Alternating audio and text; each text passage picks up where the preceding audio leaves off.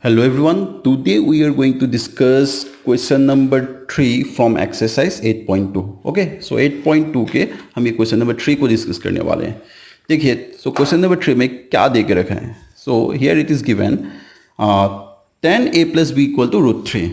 Okay, so here it is given tan a plus b equal to root 3 given. Okay, we'll take this as equation number 1. और क्या देकर रखा है हमें, देखिए tan a minus b is equal to 1 by root 3 given. tan a minus b is equal to 1 by root 3. So this is given in the question and we have to find a and b. We have to find out the value of a and b. तो ये question बहुत ही easy question है. ठीक है, देखिए पहले हम equation 1 को ले लेते हैं. कैसे करना है, देखिए इक्वेशन 1 को ले लेते हैं हम लोग. tan a plus b equal to root 3. It is given. Now we know tan 60. Okay, we know tan 60 is root 3. So in place of root 3, हम root 3 के जगह पे हम क्या लिख सकते हैं, tan 60 लिख सकते हैं, because we know the value of tan 60 is root 3.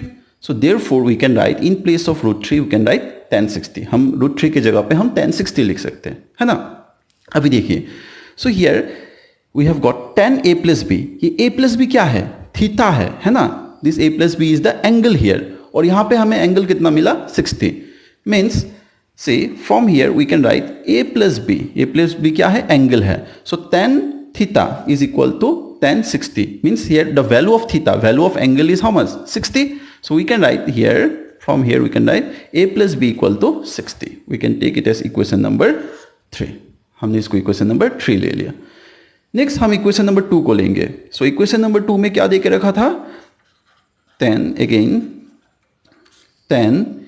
a minus b is equal to 1 by root 3. tan a minus b equal to 1 by root 3.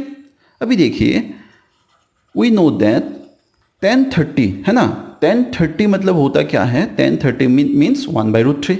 So in place of 1 by root 3 we can write tan 30 because the value of tan 30 is 1 by root 3. So therefore I have written in place of 1 by root 3 we can write tan 30. Now see here, यहाँ पे देखिए ये क्या है, tan theta. ये theta का value है a minus b. यहाँ पे थीटा का वैल्यू है 30. So from here what we can write? We can write a minus b equal to 30.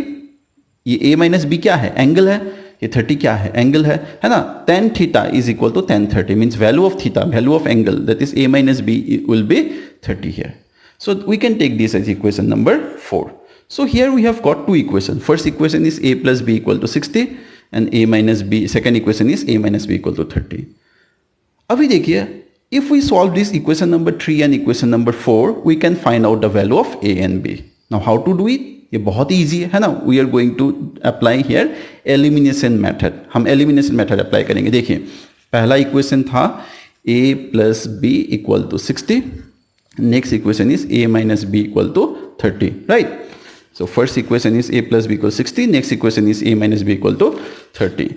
So here we are going to do elimination. So plus b minus b can cancel out. A plus a, twice a is equal to 60 plus 30, 90. A will be equal to 45 degree. Okay, so a we have got 45. Now we can put this value of a in any of this equation. Okay, now you can write putting value of a in equation number 1. So equation number 1 is a plus b equal to 60 degree. So a is 45 plus b equal to 60 degree. So b will be 60 minus 45. So 60 minus 45 will be how much? 10 minus 5, 5. 5 minus 4, 1. 15 degree. So here we have got our value. That is angle value of a is 45 and value of b is 15 degree. Right. So this question is also very easy question. You can note it down. Very easy question. Okay. बहुत easy question था, है ना. Note down कर लीजिए. Okay. So next हम discuss करने वाले question number 4. So in question number 4 what is given? See here I have written the questions. देख रखा है यहाँ पे. State whether the following are true or false. Okay. So some questions are given. So we have to write whether it is true or false. And justify your answer. मतलब अगर true है तो क्यों ट्रू है, अगर false है तो क्यों फॉल्स है, हमें जस्टिफाई करना होगा हमारे आंसर्स को. ठीक है, तो करते हैं वन बाय वन, है ना. बहुत इजी क्वेश्चन है, देखिए ट्रिग्नोमेट्री ना बहुत इजी है। ओके तो देखिए यहाँ पे क्या है पहला क्वेश्चन हमारा। Here the first question is given sine A plus B is equal to sine A plus sine B. Okay so दे के रखा है हमें sine A plus B is equal to sine A plus sine B. So we have to write whether it is true और false. तो पहले करके देखते हैं, है ना। हम एज्यूम कर लेते हैं let A equal to 30 degree and B equal to 60 degree, हमने ले लिया, है ना। अभी देखिए पहले हम निकालेंगे left hand side. So left hand side is sine A plus B. Okay so sine in place of A हमें पुट करना होगा 30, इन प्लेस ऑफ बी हमें पुट करना होगा 60। Okay so here we are going to get how much 60 plus 30 sin 90. So what is the value of sin 90? sin 90 का value कितना है? the value of sin 90 is 1, है ना। Okay so value of sin 90 is 1। तो left hand side में हमारा answer आया 1। अभी हम राइट हैंड साइड करके देखेंगे। Okay so in right hand side it is given sin a plus sin b, है ना। तो हमें a के जगह पे हम 30 पुट करेंगे और b के जगह पे हम पुट करने वाले हैं 60। So sine 30 value is 1/2 and sine 60 the value of sine 60 is √3/2। अगर हम यहाँ पे एलसीएम ले लेंगे तो हमारा रिजल्ट आएगा कितना 1 + √3। So 1 + √3 divided by 2 is not equal to 1, है ना। It is not equal to 1 means हमें यहाँ पे क्या लिख सकते हैं हम यहाँ पे left hand side is not equal to right hand side. Okay so since left hand side is not equal to right hand side therefore this statement जो हमें दे के रखा था क्वेश्चन में इट इज ट्रू और फॉल्स, इट इज फॉल्स। तो हम लिख सकते हैं यहाँ पे इट इज फॉल्स स्टेटमेंट। और जस्टिफिकेशन हमें करना होगा, justification is this that we have already done. हमने ऑलरेडी एक एग्जाम्पल लेके हमने जस्टिफिकेशन कर दिया, है ना। तो ये हो गया हमारा पहला क्वेश्चन का answer. Okay you can note it down, बहुत ईजी है ना, बहुत इंटरेस्टिंग है। देखिए अगर आप एक बार ट्रिग्नोमेट्री अच्छे से समझ जाओगे ना और आपको करने में मजा आएगा ना, फिर मैं गारंटी देता हूँ आप पबजी खेलना भूल जाओगे, राइट। ओके सो देखते हैं next question. Okay so next question में हमें क्या दे के रखा है, the value of cos theta. Okay the value of cos theta increase as theta increase. Okay बोला क्या है, cos थीटा का वैल्यू इंक्रीज होगा, कब इंक्रीज होगा, जब थीटा का वैल्यू इंक्रीज होगा। ठीक है ये भी हम करके देखते हैं ट्रू होगा कि फॉल्स होगा। अभी देखिए सो हम ले लेते हैं थीटा का वैल्यूज ले लेते हैं 0 30 60 सॉरी 45 लेते हैं 45 60 देन 90। ओके अभी देखिए क्या होगा यहाँ पे cos थीटा। ओके पहले हम थीटा के जगह पे 0 पुट करते हैं। Okay 0 cos 0। Now what is the value of cos 0? cos 0 value is 1। Next cos 30 value is how much? It is √3/2। cos 30 value is √3/2। After that cos 45। okay so cos 45 value is 1/√2। next cos 60 value is how much? 1/2 and cos 90 so cos 90 value is 0।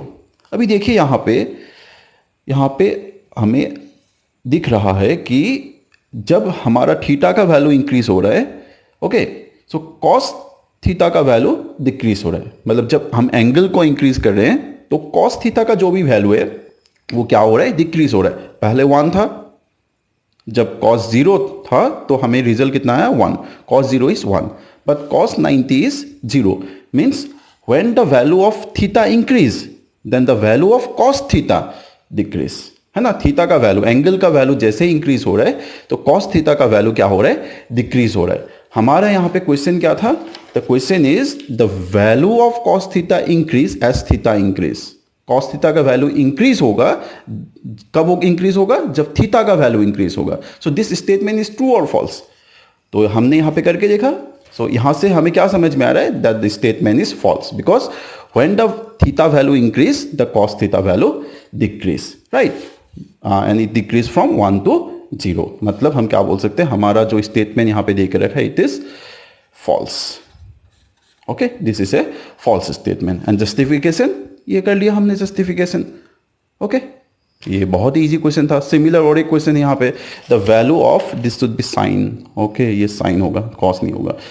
Okay, so value of sine theta increase as theta increase. Okay, the value of sine theta increase as theta increase. Okay, तो ये भी same है। यहाँ पे cos theta की जगह पे हमें साइन थीटा का वैल्यू निकालने बोला क्या है? जब थीटा का वैल्यू इंक्रीज होगा, थीटा जैसे कि 0, 30, 45, 60 और 90 है ना। जैसे ही थीटास का वैल्यू इंक्रीज होगा तो साइन थीटा का वैल्यू इंक्रीज होगा। This is the statement. ये ट्रू है कि फॉल्स है, हमें करके देखना होगा। देखते हैं करके। So sine zero value is 0। Next sine 30 value is 1/2।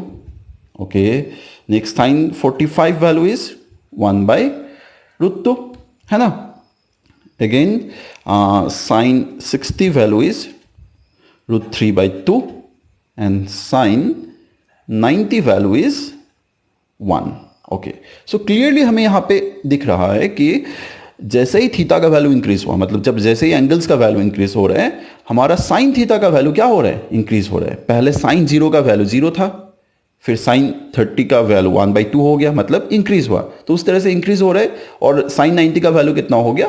1 हो गया। मतलब साइन थीटा का वैल्यू इंक्रीज हो रहा है फ्रॉम 0 to 1। ओके, सो ये जो स्टेटमेंट था, स्टेटमेंट क्या था? When value of theta increase, जैसे ही थीटा का वैल्यू इंक्रीज होगा, पहले 0 लेंगे, फिर 30 लेंगे, फिर 45 लेंगे, फिर 60 लेंगे, फिर 90 लेंगे। So when the value of theta increase the value of sine theta also increase. Yes, it is true.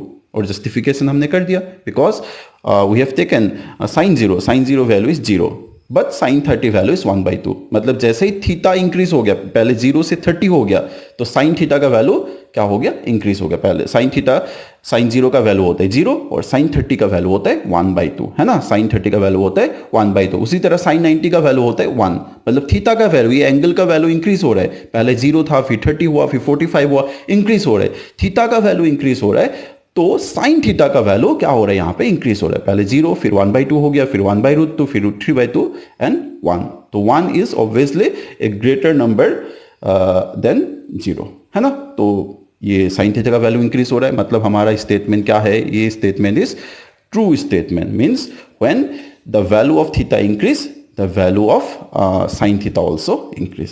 Okay, ये बहुत ही ईजी क्वेश्चन था, है ना। बहुत ही ईजी क्वेश्चन था। फिर नेक्स्ट क्वेश्चन हम देखते हैं यहाँ पे। नेक्स्ट क्वेश्चन क्या है? हमें निकालना है the sine theta is equal to cos theta for all value of theta. Okay, हमें क्या निकालना है यहाँ पे? Sine theta is equal to cos theta for all values of theta. मतलब थीटा का कुछ भी वैल्यू रहने दीजिए, लेकिन हमारा साइन थीटा और कॉस थीटा का वैल्यू इक्वल होगा। ये भी हमें करके देखना होगा। हम ले लेते हैं let theta is equal to 0 है ना। तो साइन 0 का वैल्यू होगा 0 बट कॉस 0 का वैल्यू होगा कितना? 1 है ना। सो हम यहां से क्या बोल सकते हैं? For every value of theta sine theta is not equal to cos theta है ना। For every value of theta sine theta is not equal to cos theta because sine 0 is 0 but cos 0 is 1। तो हमारा जो statement था यहाँ पे, statement क्या था? The statement is sine theta is equal to cos theta for all values of theta. So this statement is false statement. Okay, so this is a false statement. Okay, फिर next देखते हैं। Next question बहुत ही easy question है, बहुत ही ज्यादा easy question है ना। सो नेक्स्ट क्वेश्चन क्या है हमारे यहाँ पे? Cot A is not defined for A equal to 0। मतलब बोला क्या है? Cot A is not defined, मतलब कॉट ए का वैल्यू क्या होगा?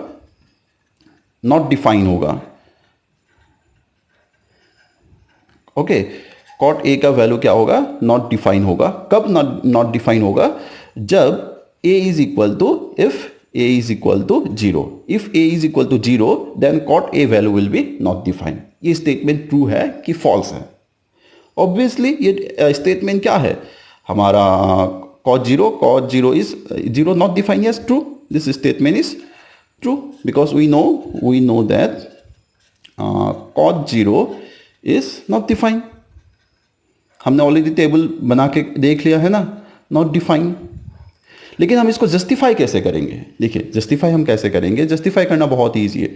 देखिए उसके लिए हम क्या लिखेंगे, again we can write, we know that 10 0 is equal to how much, 0।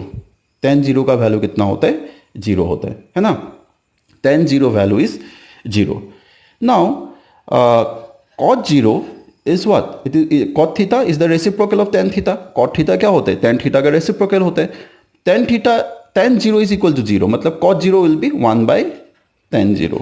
So 1 by tan 0 का वैल्यू क्या है, 0 है। सो 1 by 0, अगेन 1 by 0। डिनोमिनेटर में हमारा वैल्यू 0 आ रहा है। जब भी डिनोमिनेटर में हमारा वैल्यू 0 आता है तब हम क्या लिखते हैं, उसका आंसर क्या लिखते हैं, नॉट डिफाइंड, बिकॉज हम उसका कुछ भी आंसर नहीं निकाल सकते। हम यहाँ पे we are not going to get any definite answer, right. So here we can write not defined.